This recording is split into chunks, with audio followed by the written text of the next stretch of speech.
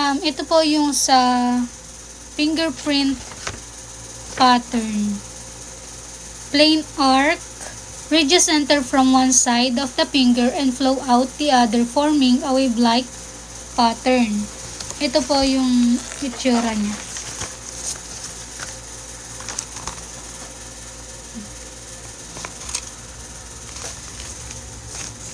So, the tented arc, similarly to a plain arc, but the ridges in the center rise sharply, creating a peak or tent-like structure. Ito naman po.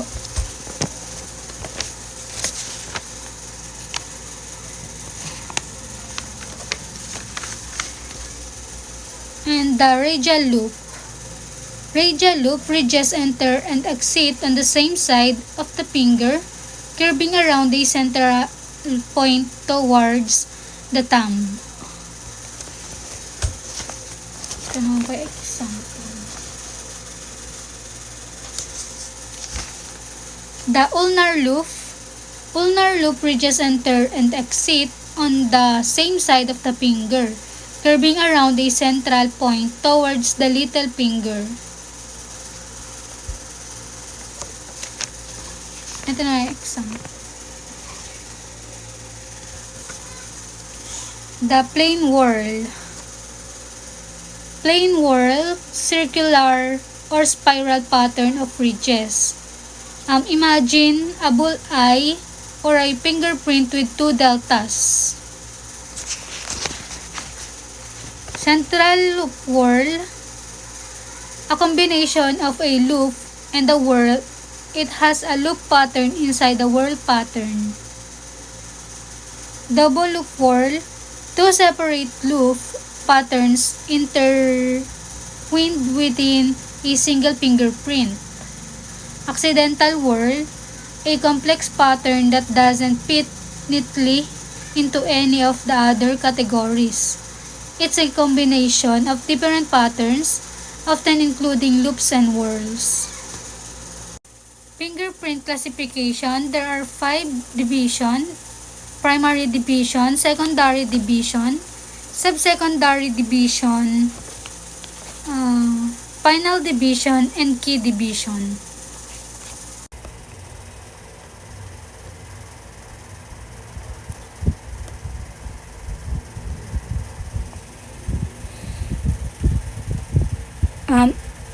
Dito po, always represented by a numerical value assigned to whorl pattern depending on what finger they appear.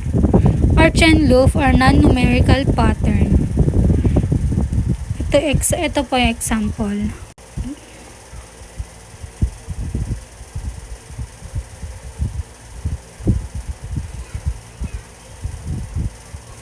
Ito po yung whorl, accidental, double loop, ulnar, and radial loop.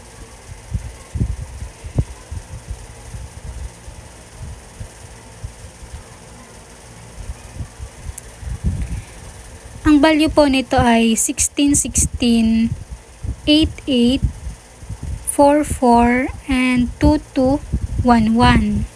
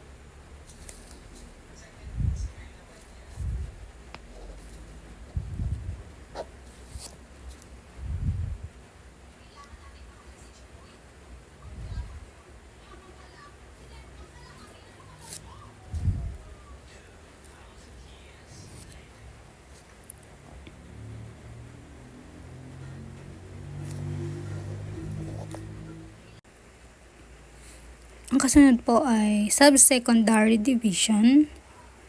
So, sa subsecondary division po is derived by ridge counting of loop and ridge, tracing of whorl found at the index, middle, and ring fingers only.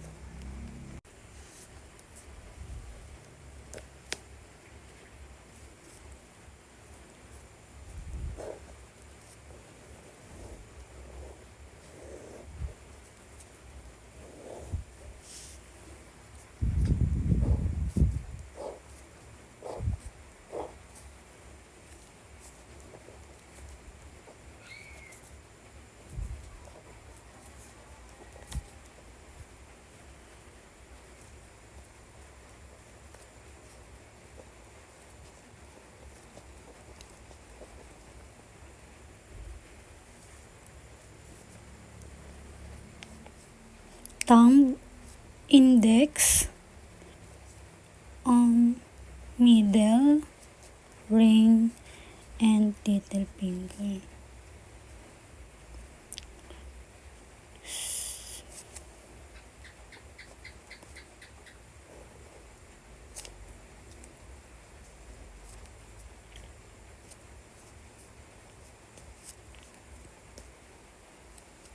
Dahil nasa index po itong R, malaki po yung, bali na capital letter po siya.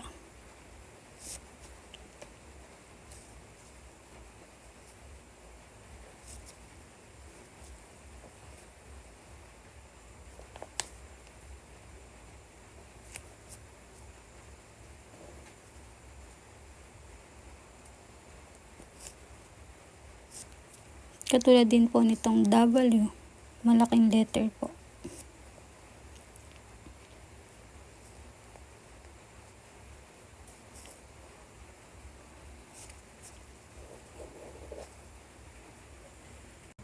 Kasunod po ay final division. Final division, derived from the little fingers only, loop and whorl are both subject to ridge counting. Radial or urnal, plain or central pocket loop whorl will be treated as an ulnar loop.